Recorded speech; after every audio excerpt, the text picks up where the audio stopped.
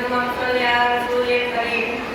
کے گروپ سے رنگین تاریخ عام طور پر یہ کہا جاتا ہے کہ انگریزوں کے خلاف مسلم لحاظ 1857 عیسوی سے ہوا. یہ ایک غلط مفروضہ ہے جو جان بوجھ کر عام کیا گیا ہے تاکہ 1857 عیسوی سے 100 برس پہلے اس تحریک کا آغاز ہوا اور جس کے نتیجے میں بنگال کے سراج الدولہ نے 1757 عیسوی میں، مجنون شاہ نے 1776 اور 1780 عیسوی میں، حیدر علی نے 1767 عیسوی میں، اس کے بیٹے ٹیپو سلطان نے 1791 عیسوی میں، مولوی صالح اللہ اور اس کے بیٹے دادو میاں نے 1812 عیسوی میں اور سید احمد شہید نے 1831 عیسوی میں انگریزوں کے خلاف جو باقاعدہ جنگیں لڑی اور سب کے سب بخار نکل گئے اور اہل وطن یہ نہ جان سکے کہ مسلمانوں کے دلوں میں انگریزوں کے خلاف نفرت کی چنگاری اس دن سے سلگ رہی تھی جس دن انہوں نے اپنے ناپاک قدم اس سرزمین پر رکھے تھے اور تجارت کے نام پر سیاسی اور باقی اثر و رسوخ حاصل کر کے یہاں کے حکمرانوں کو بے دست و پا کر دیا تھا.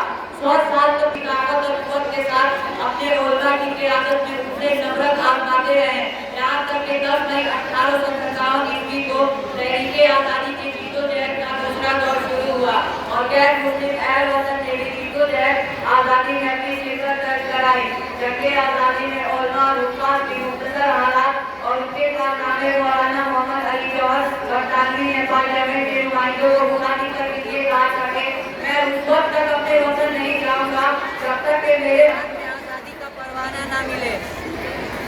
مولوی سید احمد شہید رحمۃ اللہ علیہ نے انگریزوں کے خلاف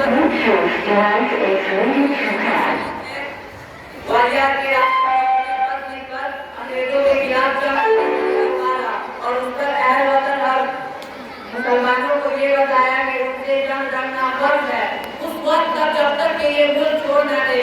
انگریزوں نے 1000 ڈاکو نئے کرام کو کسی نہ کسی طرح سے موت کے گھاٹ اتار دیے. انہیں بیان کرنے کے بعد مردہ دل کی طرف اٹھتا ہے کن کن علماء کا نام لیا جائے. تاریخ کے صفحات پر بھرے پڑے ہیں. مولانا ابوالکلام آزاد، مولانا حسین احمد مکی، مولانا رفیع الرحمان سہواگی، مولانا شوکت علی مواری، مولانا قاسم خان مرتضی، مولانا محمود حسن دیوبندی، مولانا حسین علی لکھنؤ، مولانا سید احمد دہلوی، مفتی رشید الدین دہلوی، مفتی سعد الدین آزاد، مولانا حسین علی لکھنوی، مولانا حسین احمد علی آبادی اور مولانا شاہ عبد الغنی دہلوی جیسے اولو العزم حضرات شامل رہے ہیں اور الگ الگ انداز سے انگریزوں سے مقابلہ کرتے رہے ہیں. مولانا شاہ عبد العزیز نے پہلے مرتبہ جنگ لڑنے کا فتویٰ دیا اور اس پر اہل وطن اور مسلمانوں پہلے